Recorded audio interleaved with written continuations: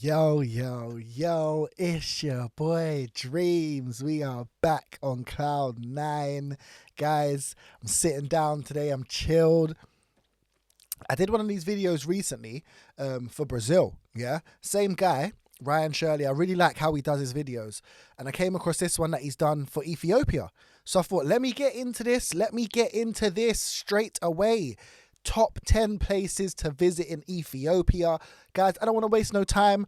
I just want to see what this is saying. And yeah, man, hopefully I've got 10 new places to write down on my list for when I come to Ethiopia. So yeah, let's see what this is saying. My name is Ryan, and I recently returned from exploring the incredible country of Ethiopia. Wow. And I want to share with you my favorite places and experiences. So here's my Ethiopia top 10.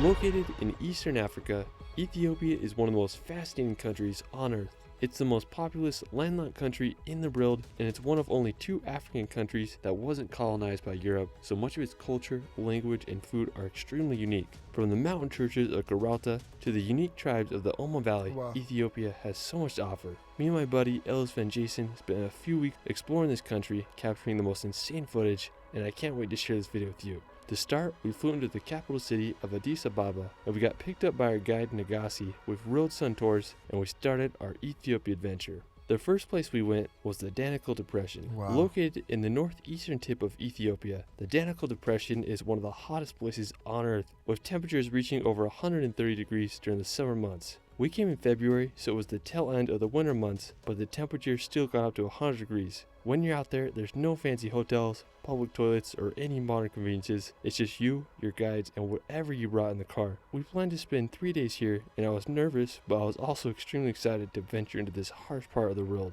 To get to the Danakil Depression, we drove about 9 hours from Addis Ababa to the town of Samara, wow. and the next day we drove to probably the most famous place in the area, the Erta Ale volcano. This place is next level. It's the most active volcano in Ethiopia, and its appearance is constantly changing due to lava flow. When we got here, we first went to the camp at the base of the volcano, and from there we hiked up to the crater, and it was about a 20-minute walk. When I got to the crater's rim, I just couldn't believe it. It was this massive bowl. Whoa. That is crazy.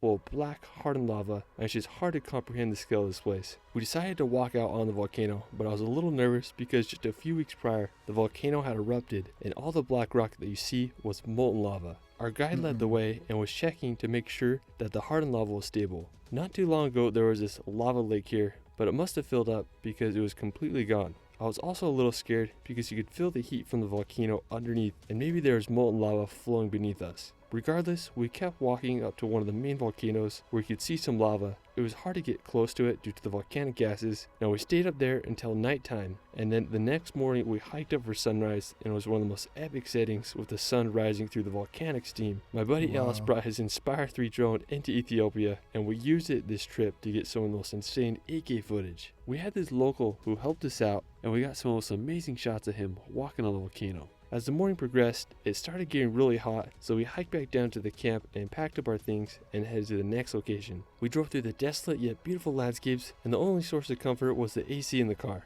After about 4 hours of driving, we made it to the Danakil Salt Lake. It's this massive body of water with dried salt as the shoreline. There's this Already, the first 2 places he's shown are just so unique looking. Like, I feel like I've only seen, I've only seen landscapes like this in movies. And they usually use these kind of landscapes to represent like alien worlds. It looks out of this world, man. one spot called the Erta Ale swimming pool. It's this little opening of water, and our guide Garrett got in it, and you just float. It's crazy because there's this massive lake underneath all the salt that you see, so you gotta be careful while you drive. Anyways, we stayed in the shade of this nearby rock mountain, and around sunset, we went over to the shores of the Danakil Salt Lake, and there were these camels we wanted to film as they walked along the salt with the sunset. The local Afar people will harvest the salt, and then they walk several days to sell it in other regions of Ethiopia. We got some of the most insane footage of the camels walking. There was almost a perfect reflection of them, and the Yeah. backdrop of the sun was That's amazing. That amazing. night we slept in the town of Omo Valley on these cots out in the open. There was a pad and some blankets on top, and it was actually somewhat comfy. The next morning we woke up at 5 a.m. because we wanted to film the camels again for sunrise, and I think it was even better than sunset. The sun rose up behind the lake, and it created a pink glow with the silhouette of the 5 camels walking, and it has to go down as one of the most memorable shots we've ever filmed. It was such an amazing morning filming the camels. Afterwards, we headed to one of the most toxic and inhospitable places on Earth, Dallol. It's located at an elevation of Wow. negative 130 meters, and it was the place I want to visit most in the Danakil Depression. Yeah, that's what I mean. Like those shots there of Dallol, it just looks like something out of this world. It looks like something out of this world.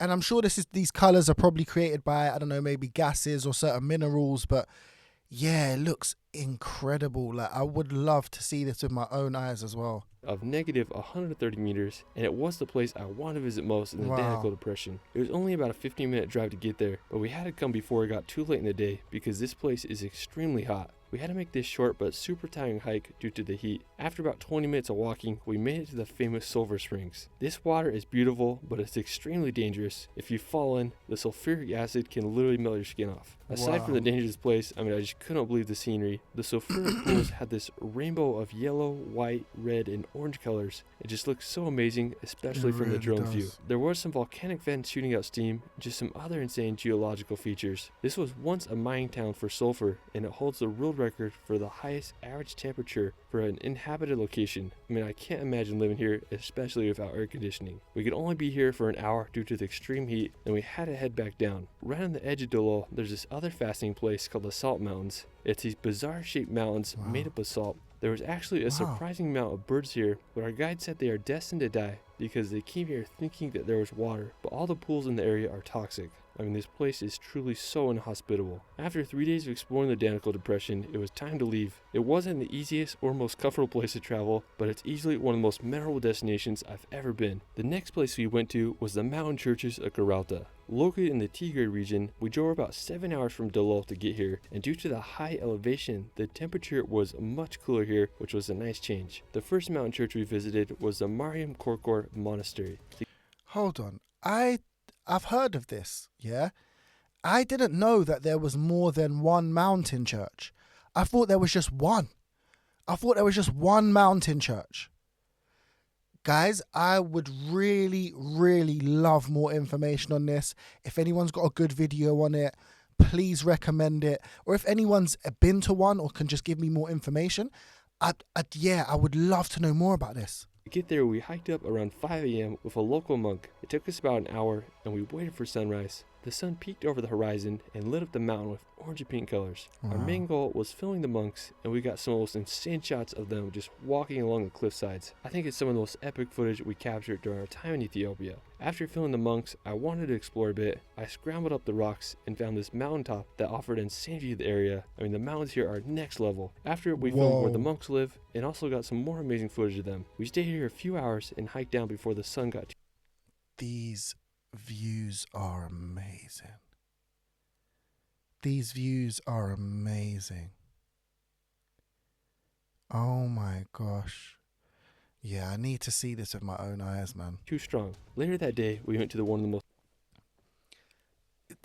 This is giving me slight anxiety. I'm not gonna lie, this is giving me slight anxiety. Look at that's one of the mountain churches, right? Look at that opening, that door. Sorry, that cliff edge does not look wide enough. Oh my gosh. And people travel up to this, what, every day? Every day? famous churches in the region and possibly the country, Abuna Yamata. Also known as the Church in the Sky, Abuna Yamata This is one the of the most one. incredible and inaccessible churches in the world. It's Yeah. built in an elevation of 2,580 meters into the side of a cliff. Now to get there, the hike honestly wasn't too bad. It took about 45 minutes, but the difficult part is this area where you have to rock climb. You take your shoes off and the guides help you. Honestly, it wasn't too bad. When we got to the top, the monk was waiting for us. He walked the narrow path with a dangerous cliff on one side, with no rope or anything else to hold on to. After the cliff walk, you enter the famous Abuna Yamata Church. According to legend, it was founded in the 6th century AD. I was blown away by this place. The fact that it was carved straight out of the mountain is just crazy to me. It's absolutely crazy. Like, in a good way. Like, this is incredible. How they even made this church. It blows my mind. It blows my mind. The ceiling and the walls also have these beautiful paintings of the 12 apostles and the 9 saints, and it's believed that these paintings date back at least 500 years. It was just cool to watch the monk read the Bible inside. After, we had to get some drone shots of the church, and we just got some of the most amazing footage of the monks in the mountain. Wow. It got dark quickly, and we had a rock climb in darkness, which added to the adventure. The next day we came back, but this time we set up at the bottom of the mountain so we could do some more filming with the drones, and Ellis got some of the most insane FPV shots of the monk. It was such a memorable time filming this incredible place in Ethiopia. Now afterwards, we're going to visit the Simien Mountains. Located in northern Ethiopia, the Simien Mountains are home to the highest point in the country with an elevation of 4,550 meters, and it's one of the few places in Ethiopia that receives snow. To get to the mountains, the best way is to fly into the sea at Gondar, and from there it's a couple hours drive. I think they're some of the most unique mountains in Africa. The shapes of them are just so peculiar. During our trip, we weren't able to visit the mountains because there is some political tension in the region, so our guide didn't advise that we go. But my friend Joe went here a few years ago and got some of this insane footage, so I'll link his video in the description below. Now another one of my favorite features of the Simien Mountains is its wildlife. They are home to the Guys, enough. I've mentioned this before. I love wildlife. I really do. Oh my, I think I said it in the Geography Now video. If you guys are down for me to do some wildlife videos, please let me know, please. The Geralta baboon, or bleeding heart monkey, which can only be found in the Ethiopia highlands. Mad. They often come right up to you, just love to graze and eat the grass. I mean, the Simien Mountains are such an interesting part of Africa. Wow. Now afterwards, we're going to head to Lalibela. Located in the Amhara region of Ethiopia, I'd say Lalibela is another one of the most unique and famous places in Ethiopia. The town is one of the holiest cities in the country, and it's a center of pilgrimage. Ethiopia was one of the earliest places to adopt Christianity back in the 4th century AD, and the crowning feature of Lalibela is the Church of St. George. It's one of the 11 rock churches in Lalibela, and it was carved out of volcanic stone, and it stands over 40 feet tall. It's believed to have been completed around the early 13th century. The church This is one of the most incredible things I've seen in my life. It just looks amazing. I'm definitely going to see this one day. of Ethiopia are truly next level. Now afterwards, we're going to head to Harar. Located in the eastern part of Ethiopia, Harar is an ancient city that is believed to be settled at least 1,000 years ago, and the religion is predominantly Islam in this region, which is unique because most of Ethiopia is Christian. Now I love how Harar is located on a hilltop and has an ancient wall that surrounds it. Now one popular attraction of Harar is the hyenas. Wow. There's a local man who has befriended the hyenas in the area, and he feeds them every night. After, we're going to head to Dorze. Located in the Guys, I've seen a separate video about the hyenas. If you're down for me to go through that video, please let me know, because that looks so interesting. I can't get my head around it, to be honest. I don't know how I feel about hyenas. Like, I really don't know how I feel about them.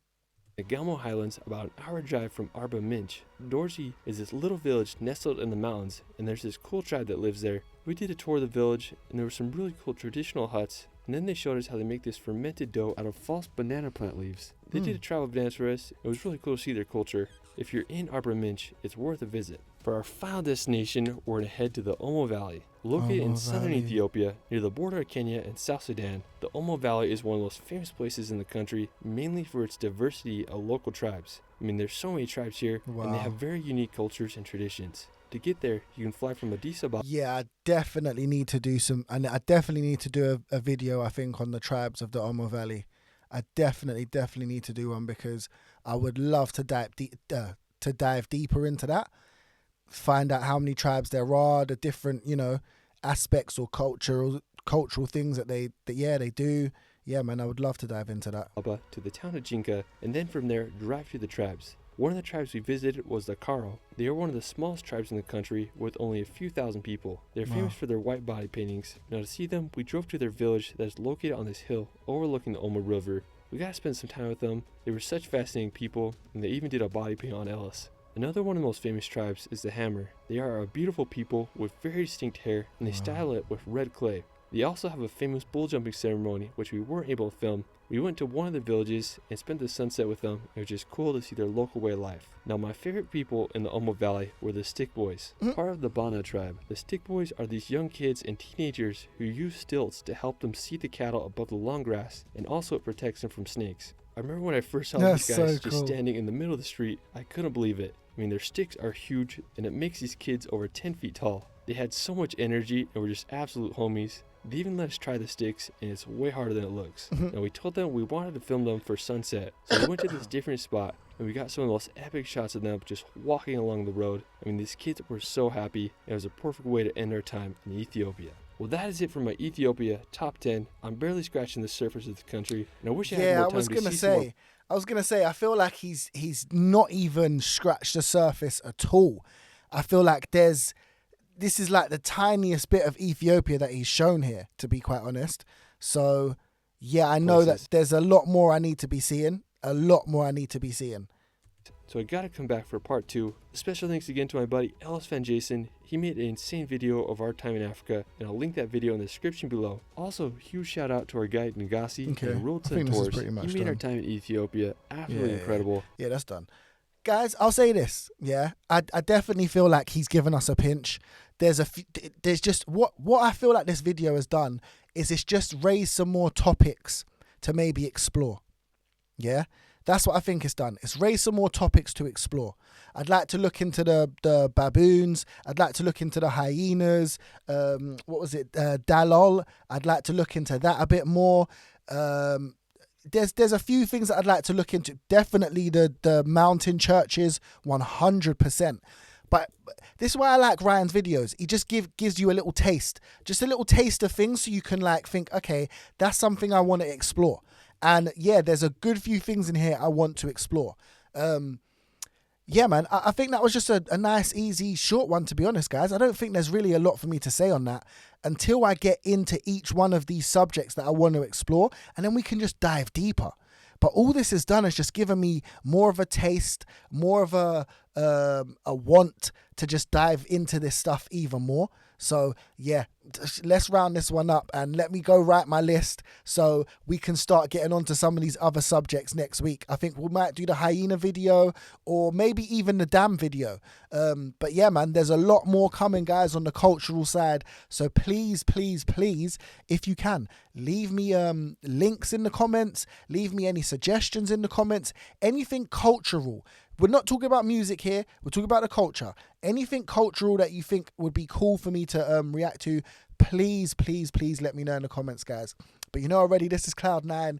This is where we go to find the best music and the best culture in the world. And Ethiopia just has such a unique, incredible culture. I've fallen in love with it. And you know I just can't help but keep exploring more.